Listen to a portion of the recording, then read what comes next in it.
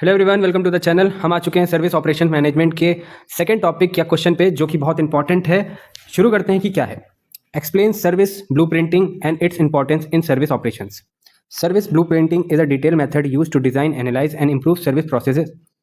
इसका बेसिकली काम ये होता है, जो हम लोग ब्लूप्रिंट करते हैं ना, हम जिस चीज़ का डिज़ाइन बनाते हैं, एक तरीके से आपको घर बनाना होता है तो उससे पहले हम ब्लूप्रिंट करते हैं, जिसमें हम डिज़ाइन बनाएंगे, कहाँ से सीढ़ियाँ निकालेंगे, एनालाइज करेंगे कितने रूम होने चाहिए।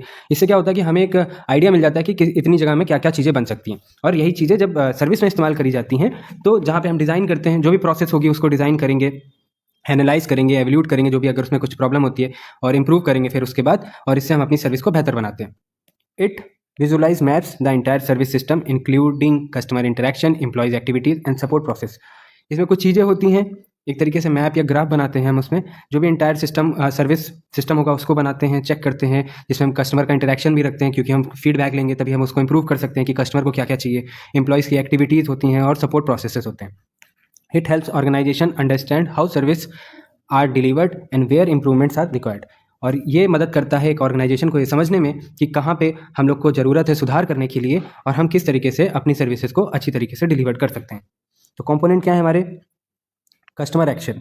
These are activities perform by customers during the service process. ये वो एक्टिविटीज़ हैं जो कस्टमर परफॉर्म करता है जब उसको सर्विस दी जाती है, सर्विस प्रोसेस में होती है। एग्जाम्पल जैसे booking a ticket, making payment, asking for support. जैसे टिकट बुक करनी है, आप रेड बस पे कर रहे हो या मूवी के लिए किसी बुक माई शो पे कर रहे हो, तो वहाँ पे जब यूआई बन के आता है तो वहाँ पे आपको सारी चीज़ें दिखाई देती हैं, ठीक। तो उसके बाद कहीं ना कहीं फिर आप पेमेंट करते हो, फिर आपसे पूछा जाता है आपको ऐप कैसा लगा, तो वहाँ पे आप फिर रिकनेक्ट हो जाता है प्ले स्टोर या ऐप स्टोर पे, वहाँ पे आप अपनी चीज़ें बता सकते हो कि ये इंप्रूवमेंट करने की ज़रूरत है, आपका यूआई ऐसा नहीं है। तो वो सारी चीज़ें जो एक कस्टमर देखता है, करता है और बता सकता है, वो हमारा होता है customer actions. Front stage activities. These are visual activities where employees interact with directly with customers. जहाँ पे हमारा एम्प्लॉय डायरेक्टली कस्टमर से इंटरेक्ट करता है।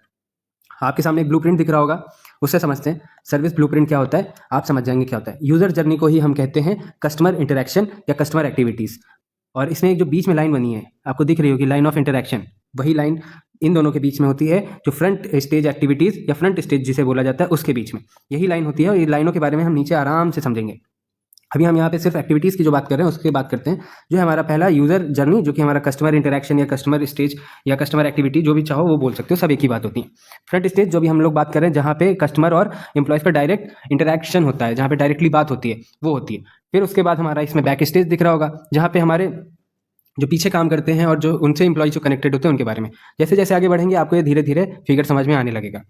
तो पहले बात करते हैं फ्रंट स्टेज एक्टिविटीज़ के एग्जांपल्स क्या हैं। Reception services, customer support and service delivery.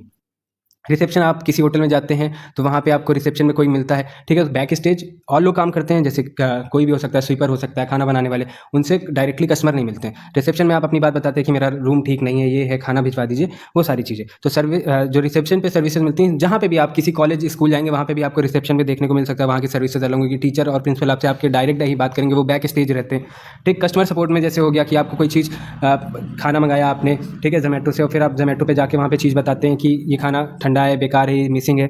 तो वहाँ पे इंटरेक्शन क्या हो रहा है, डायरेक्टली एम्प्लॉय और कस्टमर का हो रहा है। सेम डिलीवरी, सर्विस डिलीवरी में भी यही सेम चीज़। Front stage activities strongly effect customer perceptions. और ये डायरेक्टली जिस तरीके से हमारा एम्प्लॉय उनसे इंटरेक्ट करेगा, वो डायरेक्टली इफेक्ट करेगा हमारे कस्टमर को।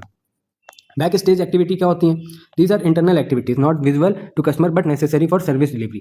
बताया ना, जो हमारे फ्रंट स्टेज और बैक स्टेज के बीच में जो लोग होते हैं, जो हमारे एम्प्लॉय होते हैं, जैसे रिसेप्शन वाला हो गया, वो जाके डायरेक्टली स्वीपर से या कुक से, या कॉलेज में होंगे तो डीन से या प्रिंसिपल से या किसी भी डायरेक्टर से, टीचर से बात करके बात कर सकता है। बट ये कस्टमर से डायरेक्टली इंटरेक्ट नहीं होते हैं, ठीक। पर इनका काम बहुत इंपॉर्टेंट होता है, बट ये डायरेक्टली कस्टमर से इंटरेक्ट नहीं होते हैं, इनका कोई बात नहीं होता है, नॉट विजिबल होते हैं कस्टमर के लिए।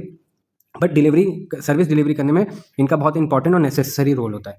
एग्जांपल जैसे data processing, inventory management, internal coordination.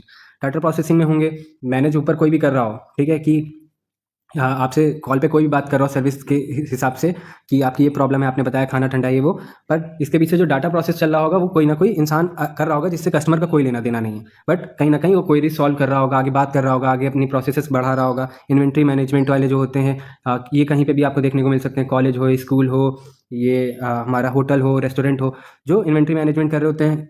Super market का ले लो, ठीक है, बिलिंग में आप जाके वहाँ इंटरेक्शन करते हैं, बट जो इन्वेंट्री मैनेजमेंट कर रहे होते हैं उनका कस्टमर से कोई लेना देना नहीं होता है।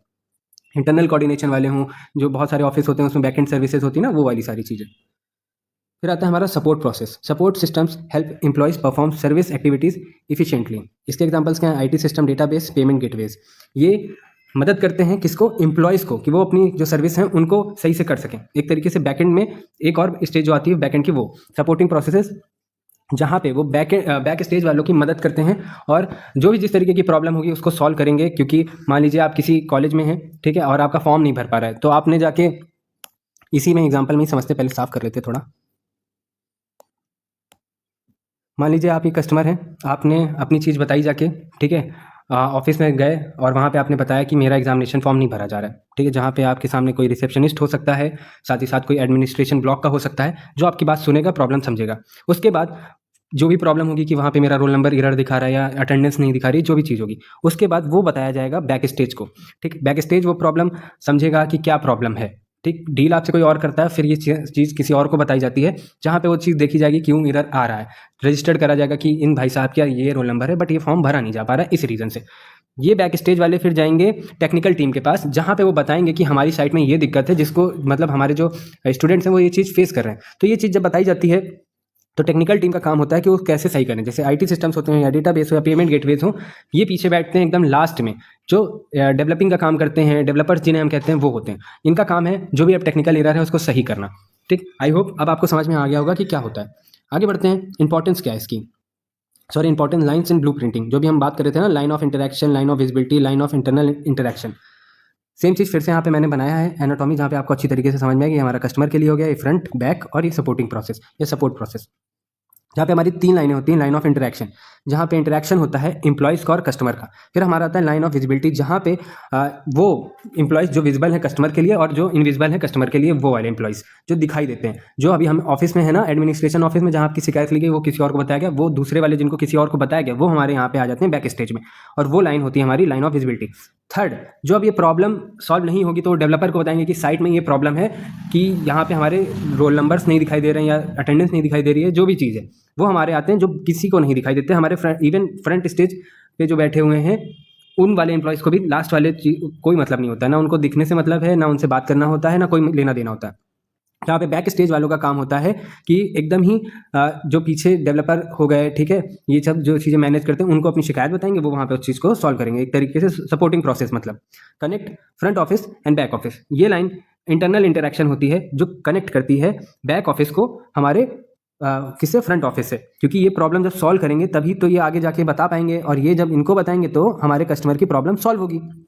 तो इसलिए ये कनेक्ट करते हैं, बट इनका कोई लेना देना नहीं होता है फ्रंट स्टेज से और हमारे कस्टमर से, ठीक। पर बहुत इंपॉर्टेंट रोल प्ले करते हैं। कहीं ना कहीं कोई भी वेबसाइट बनेगी, उसमें कहीं ना कहीं डेवलपर होगा जो कोडिंग करता होगा या बनाने में मदद करेगा। उसके बाद कस्टमर अपनी प्रॉब्लम किसी एक को बताएगा, सर्विस वाले जो भी होंगे वो, क्योंकि उनको उस चीज़ की नॉलेज है, कम्युनिकेशन की नॉलेज है, बट उस चीज़ की नॉलेज नहीं है कि साइट कैसे काम करती है, ये प्रॉब्लम कैसे सॉल्व करी जा सकती है। इसकी इंपॉर्टेंस क्या है? Improve service quality. Service quality क्या होती है? इंप्रूव होती है।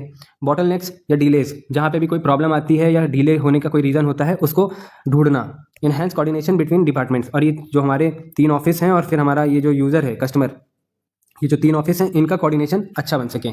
इंप्रूव कस्टमर एक्सपीरियंस, और इसमें क्या होगा? कस्टमर एक्सपीरियंस अच्छा बनेगा। और उसके बाद हमारा आता है हेल्थ स्टैंडर्डाइज सर्विस डिलीवरी, जो हमारी सर्विस का एक स्टैंडर्ड होता है उसको मेंटेन करना। इसका कंक्लूजन क्या है? Service blue printing is an official tool for managing service operations effectively. It provide a clear understanding of service process and health organisation, improve efficiency and customer satisfaction. Basically जब हम बात करते हैं MBA में, तो customer satisfaction बहुत important होता है। हमारी सर्विस को इंप्रूव कैसे करें, इफिशिएंसी कैसे इंप्रूव करें, वही सारी चीज़ें इसका कंक्लूजन है। क्या मदद करती हैं कि हम अपनी सर्विसेज को किस तरीके से इफेक्टिवली बना सकते हैं, किस तरीके से इंप्रूव कर सकते हैं, किस तरीके से उसकी इफिशिएंसी अच्छी बना सकते हैं, किस तरीके से हम अपने कस्टमर को सेटिस्फाइड कर सकते हैं। आई होप आपको समझ में आएगा। अगर कोई डाउट है तो प्लीज़ कमेंट करके बताइए। मिलते हैं नेक्स्ट वीडियो में, तब तक के लिए जय हिंद, जय भारत।